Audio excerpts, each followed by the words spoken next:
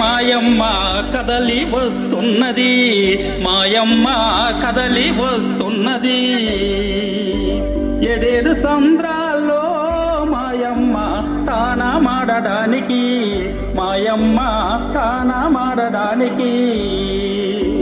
అమ్మోలే మాయమ్మ మాయమ్మ చింతల పోలమ్మ, మాయమ్మ చింతల పోలమ్మ.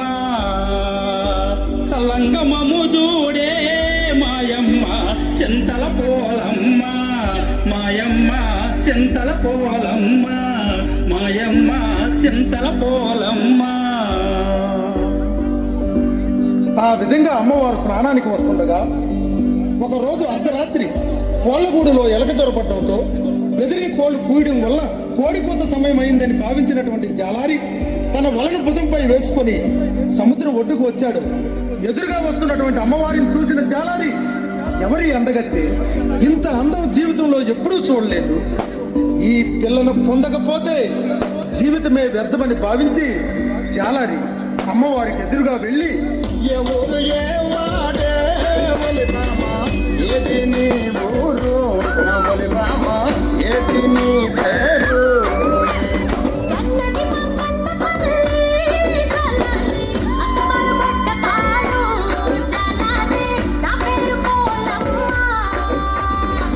ఏటే పిల్ల, కన్నవారు మాకన్న పిల్ల, అత్తవారు గొడ్డపాడా. గొడ్డపాడు నిన్నెప్పుడు నేను చూడలేదే, నాకెప్పుడైనా నువ్వు చూసావా? చూసానురా జాలారి. చూసావా? ఎక్కడ చూసావే?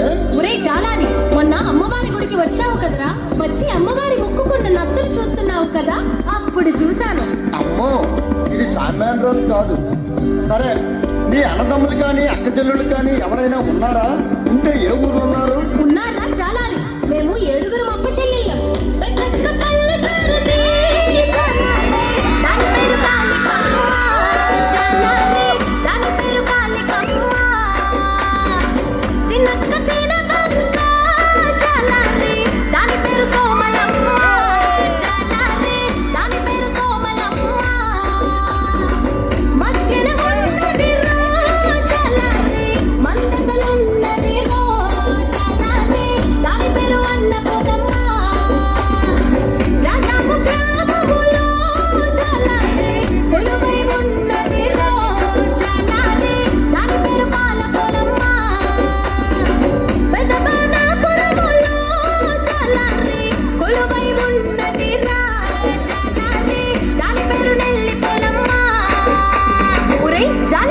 అందరికంటే చిన్నదాయి మహా అందగత్తే.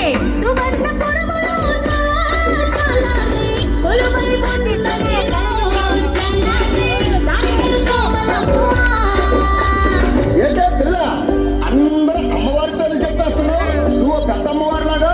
అవునురా జాలారి, నేను పెద్దమ్మోర్నే, నీకు అమ్మలాంటి దాని. నేను స్నానానికి వెళ్ళాలి, నీవు వేటకు వెళ్ళరా, నీకు కావలసిన చేపలు దొరుకుతాయి. పిల్ల, నువ్వు అందమైన దానివి, నేను బలమైన వాడిని. మన ఇద్దరం కలిస్తే నీ మనసు నా మనసు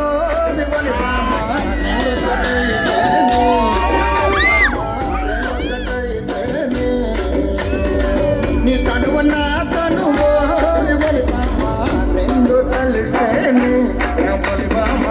రెండు కలిస్తే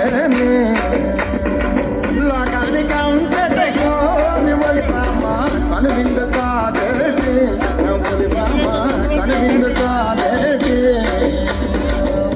జాలారి, అమ్మతో అలా మాట్లాడటం తప్పు కదా. పిల్ల, ఈ కిట్టుగాడి కంటిలో పడ్డ పాప, వల్లో పడ్డ చేప గిలగిల గిలగిల కొట్టుకోవడమే కానీ తప్పించుకోవడం సాధ్యం కాదు.